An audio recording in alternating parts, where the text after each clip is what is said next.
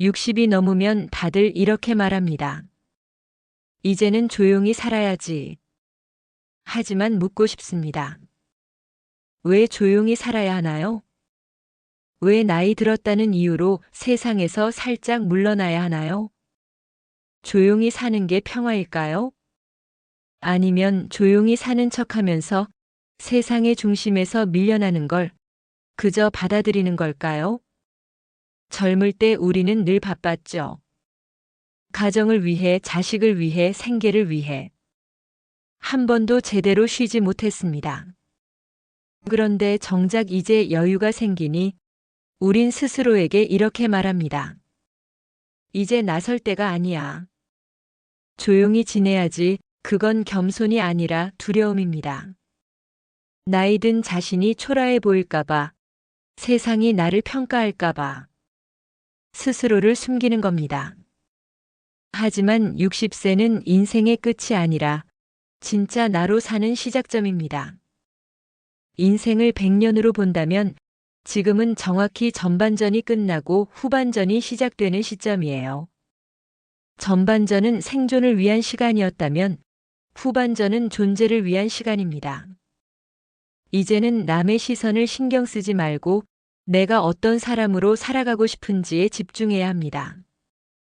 세상은 당신에게 말합니다. 이제 나이 들었으니 욕심 부리지 말라고. 하지만 진짜 인생의 품격은 욕심을 버리는 게 아니라 내가 진심으로 원하는 걸 찾아가는 용기에서 생깁니다. 60세 이후에는 남이 정한 틀에서 벗어나도 괜찮습니다. 다른 사람이 뭐라 해도 당신 인생은 오직 당신의 것입니다. 혹시 요즘 이런 생각하지 않나요? 내가 뭘 새로 시작하겠어? 이 나이에 그런 걸 해? 그 생각이 바로 당신 인생을 멈추게 하는 벽입니다. 나이는 숫자일 뿐이라는 말, 이제는 단순한 위로가 아니라 사실입니다. 나이를 핑계로 멈추는 순간 당신의 내면은 빠르게 늙어갑니다. 하지만 무언가에 호기심을 갖고 새로운 걸 배우고 다시 한번 도전하는 순간 당신의 시간은 거꾸로 흐르기 시작합니다. 은퇴는 끝이 아닙니다. 세상이 나를 필요로 하지 않는 게 아니라 이제부터는 내가 나 자신을 위해 사는 시간입니다. 그동안은 누군가를 위해 살았다면 이제부터는 나를 위해 살아야 할 때입니다. 조용히 사는 게 평화가 아니라 적극적으로 나를 사랑하는 게 평화입니다. 그리고 그것이 바로 인생 후반의 품격입니다. 어쩌면 지금 이 순간이 당신 인생에서 가장 솔직해질 수 있는 시간일지도 모릅니다. 이제는 누구에게도 보여주기 위해 살 필요 없습니다. 부모의 기대도 자식의 시선도 내려놓고 있는 그대로의 나를 인정하세요. 흰머리가 늘어가도 괜찮습니다. 주름이 생겨도 괜찮아요. 그건 실패의 흔적이 아니라 살아온 시간의 훈장입니다. 이제는 거침없는 인생을 사세요. 말하고 싶은 걸 말하고 하고 싶은 걸 하며 사소한 하루에도 미소를 지을 수 있는 삶. 그게 진짜 어른의 여유이고 노년의 성공입니다. 60세 이후의 인생은 남은 시간이 아닙니다. 내게 주어진 새로운 자유 시간입니다.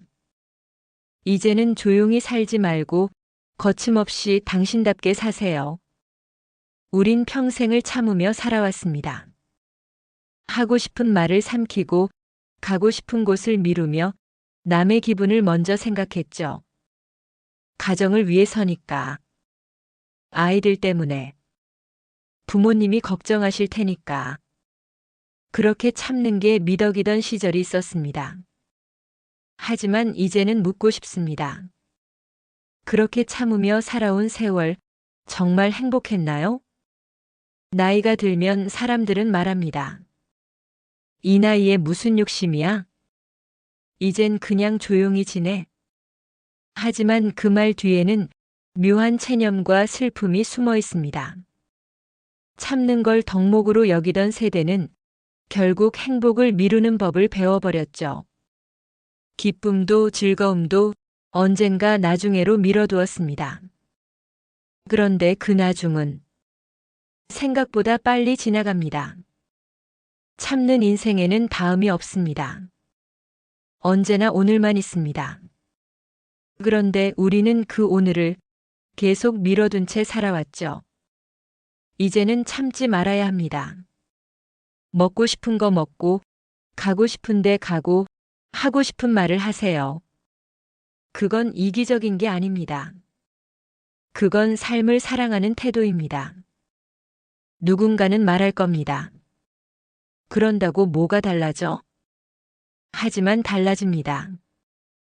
커피 한 잔을 마실 때 예전엔 그냥 습관처럼 들이켰던 그 순간이 이제는 행복이 됩니다. 작은 산책, 짧은 여행, 친구와의 통화 한 통. 그 모든 게 사는 기쁨이 됩니다. 참는 삶을 버린 순간 우리는 비로소 지금이라는 시간을 만납니다. 행복은 거창한 게 아닙니다. 누군가의 인정을 받거나 큰 돈을 버는 게 아닙니다. 행복은 당신이 느끼는 온도입니다. 따뜻한 햇살, 좋아하는 음악, 마음이 편안한 사람들과의 시간.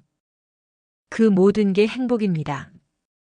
그리고 그 행복은 지금 느끼지 않으면 평생 만나지 못합니다. 세상은 당신에게 이렇게 말할 겁니다. 노인은 절제해야 한다. 이 나이에 뭘 그렇게 즐겨? 하지만 그건 틀렸습니다. 나이를 이유로 즐거움을 포기하는 건 삶을 포기하는 것과 같습니다. 즐거워야 오래 삽니다. 즐거워야 병이 멀어지고 즐거워야 마음이 젊어집니다. 의사보다 약보다 마음의 즐거움이 더 큰 약입니다. 혹시 아직도 이건 사치야라며 자신을 말리고 있나요? 그렇다면 한번 이렇게 말해보세요. 이건 나를 위한 작은 축제야. 그 말 하나가 당신 마음의 불을 다시 켤 겁니다. 지금 이 순간 당신이 할 수 있는 가장 용기 있는 일은 참는 걸 멈추는 것입니다. 이제는 누군가를 위한 인생이 아니라 나를 위한 인생으로 돌아갈 때입니다. 다른 누구도 아닌 오직 나 자신을 위해 즐기고 느끼고 웃는 시간. 그게 진짜 인생 후반의 성공입니다. 행복은 내일 오는 게 아닙니다. 지금 이 순간을 허락할 때 비로소 옵니다. 오늘만큼은 참지 말고 마음이 시키는 대로 살아보세요. 우린 평생을 이렇게 배웠습니다. 돈은 모으는 게 미덕이다. 아껴야 잘 산다. 혹시 모르니 남겨둬야 한다. 그런데 어느 날 문득 깨닫게 됩니다. 그렇게 아껴서 모은 돈이 정작 내 행복에는 쓰이지 못했다는 걸. 당신이 그토록 모은 돈, 그건 살아있는 동안 쓰라고 있는 겁니다. 당신의 청춘은 이미 자식들에게 가정과 사회를 위해 다 써버렸습니다.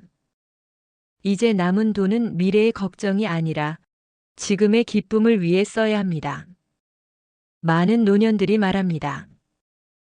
혹시 모를 병원비 때문에 못 쓰겠어요. 자식에게라도 조금 남겨야죠. 그 마음 충분히 이해됩니다. 하지만 한번 생각해 보세요. 병원비로 쓸 돈이 있다면 그보다 더 값진 건 병원에 가지 않아도 될 만큼 즐겁게 사는 것 아닐까요? 그리고 자식에게 남겨줄 수 있는 최고의 유산은 돈이 아니라 행복하게 사는 부모의 모습입니다. 돈을 남기면 잠시 도움이 되겠지만 당신이 웃으며 사는 모습을 남기면 그건 평생의 교훈이 됩니다. 우리 부모님처럼 나도 나이 들어도 웃으며 살고 싶다. 그 한마디면 이미 모든 걸 남긴 겁니다. 인생 후반의 돈은 보관이 아니라 표현입니다. 그 돈으로 하고 싶은 걸 해보세요. 여행을 가도 좋고 좋은 옷 한 벌을 사도 좋습니다. 친구들과 맛있는 식사 한 끼를 해도 괜찮습니다. 그건 낭비가 아닙니다. 그건 인생을 사용하는 방식입니다. 많은 사람들이 이렇게 말합니다. 이 돈 나중에 필요할 때 써야지. 그런데 그 나중은 언제 올까요? 건강이 허락하지 않으면, 기분이 허락하지 않으면 그 돈은 결국 통장 속 숫자로만 남습니다. 돈은 써야 생명을 가집니다. 그 돈이 당신의 미소가 되고 추억이 되고 이야기로 남을 때 비로소 그 돈이 진짜 가치를 얻습니다. 노년의 돈은 안전망이 아니라 날개입니다. 당신을 다시 설레게 만들고 세상 속으로 나가게 만드는 힘입니다. 당신이 돈을 쓸 때 세상은 당신에게 이렇게 속삭일 겁니다. 이제야 진짜 당신답게 사는군요. 그리고 잊지 마세요. 돈은 통장에 있을 때보다 당신의 웃음 속에 있을 때 더 아름답습니다. 돈은 남기는 게 아닙니다. 살아있을 때 경험으로 바꿔야 가치가 생깁니다. 내일을 걱정하기보다 오늘을 풍요롭게 만드세요. 그게 진짜 부자입니다. 부모의 마음은 다 같습니다. 아무리 나이를 먹어도 자식 걱정이 먼저죠. 잠을 설쳐도 밥을 굶어도 자식이 괜찮으면 다 괜찮다고 말합니다. 그런데 정작 내 마음은 언제쯤 괜찮아졌나요? 내 인생은 언제쯤 내 것이 되었나요? 많은 부모님들이 이렇게 말합니다. 내가 다 늙어서 무슨 욕심이야?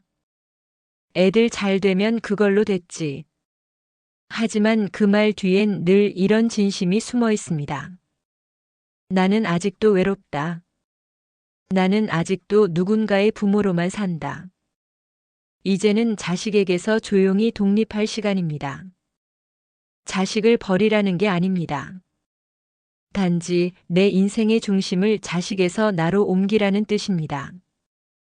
우린 자식의 성공을 위해 너무 많은 걸 포기했습니다. 꿈도 여행도 여유도. 하지만 이제는 그 모든 걸 조금씩 되찾아야 합니다. 자식에게서 독립한다는 건 무심해지는 게 아니라 건강한 거리를 두는 겁니다. 내가 내 인생을 충실히 살아갈수록 자식도 나를 걱정하지 않고 자기 인생을 살 수 있습니다. 진짜 효도는 부모의 희생이 아니라 부모의 행복한 얼굴입니다. 자식들은 부모가 행복하길 바랍니다. 하지만 아이러니하게도 부모는 행복해도 괜히 미안해합니다. 내가 즐기면 애들이 뭐라 하지 않을까? 내가 돈 쓰면 부담스러워할까? 그건 오히려 자식에게 죄책감을 심는 일입니다. 당신이 행복해야 자식도 안심합니다. 우리 엄마, 우리 아버지 요즘 참 좋아 보이셔. 그 말 한마디가 자식에게는 가장 큰 위로이자 효도입니다. 혹시 자식에게 이런 말을 자주 하시나요? 너는 걱정하지 마, 난 괜찮아. 그 말은 결국 나는 아직도 너 없이는 불안하다는 뜻이 됩니다. 이제는 이렇게 말해보세요. 이젠 나도 내 인생 좀 살아보려고. 그 한마디면 충분합니다. 그 순간 자식은 부모를 새로운 시선으로 보게 됩니다. 부모가 자식의 짐이 되는 이유는 몸이 약해져서가 아닙니다. 마음이 자식을 붙잡고 있기 때문입니다. 마음의 끈을 살짝 놓는 순간 부모도 자유로워지고 자식도 성숙해집니다. 이제는 자식이 아니라 나 자신을 돌보세요. 아침 햇살 아래 산책을 하고 좋아하는 음악을 듣고 때론 친구와 웃으며 식사하세요. 그게 자식에게 주는 최고의 선물입니다. 진짜 효도는 부모의 희생이 아니라 부모의 미소입니다. 당신이 행복하면 자식은 이미 충분히 효도했습니다. 이제는 자식이 아니라 당신 자신의 인생을 사랑해 주세요. 어느 날 몸이 신호를 보냅니다. 이제는 좀 쉬어가라고. 젊은 시절엔 병이 나면 금방 나을 거라 믿었죠. 그러나 나이가 들수록 병은 떠났다 다시 찾아옵니다. 완치가 아니라 함께 살아가야 하는 동반자로 남습니다. 그렇다고 해서 삶이 끝난 건 아닙니다. 병은 우리를 멈추게 하지만 그 멈춤 속에서 삶의 진짜 의미가 피어납니다. 병을 받아들인다는 건 단순히 체념하는 게 아닙니다. 오히려 이제야 내 몸의 목소리를 들을 줄 아는 사람이 되는 겁니다. 예전엔 미처 몰랐던 것들, 숨 쉬는 일, 걷는 일, 따뜻한 햇살 아래 앉는 일. 그 모든 게 얼마나 소중한지 병이 알려줍니다. 누군가는 이렇게 말하죠. 이제는 아무것도 못하게 됐다. 하지만 아닙니다. 이제야 천천히 할 수 있게 된 것입니다. 병은 속도를 늦춥니다. 그러나 그 느림 속에 우리는 인생의 진짜 향기를 맡습니다. 젊을 땐 몰랐던 감사, 건강할 땐 보이지 않던 관계의 따뜻함, 아픔 속에서만 피어나는 깊은 사랑이 있습니다. 병이 우리를 가르칩니다. 무너짐 속에서도 여전히 살아있음을, 통증 속에서도 여전히 웃을 수 있음을. 그래서 병과 싸우지 마세요. 대신 병과 대화하세요. 오늘은 조금 아프니 느리게 걷자. 그래도 이만큼은 할 수 있으니 괜찮다. 그렇게 하루를 보낼 때 병은 더 이상 적이 아니라 함께 익어가는 친구가 됩니다. 늙어간다는 건 쇠퇴가 아니라 성숙의 또 다른 형태입니다. 아픔이 나를 깎는 게 아니라 나를 다듬는 과정임을 깨닫게 될 때 우리는 더 단단해집니다. 당신은 지금 병든 몸이 아니라 삶을 배우는 몸으로 살아가고 있습니다. 그러니 두려워 마세요. 병이 있어도 삶은 여전히 아름답습니다. 느리게 살아도 괜찮고 덜 움직여도 괜찮습니다. 중요한 건 여전히 살아있다는 사실. 당신의 오늘은 여전히 의미 있고 당신의 내일은 여전히 가능성으로 가득합니다. 병과 함께 산다는 건 포기하는 삶이 아니라 깊어지는 삶입니다. 아프다고 무너지지 마세요. 당신은 지금 끝이 아니라 익어가는 중입니다. 행복담소였습니다. 구독과 좋아요는 사랑입니다.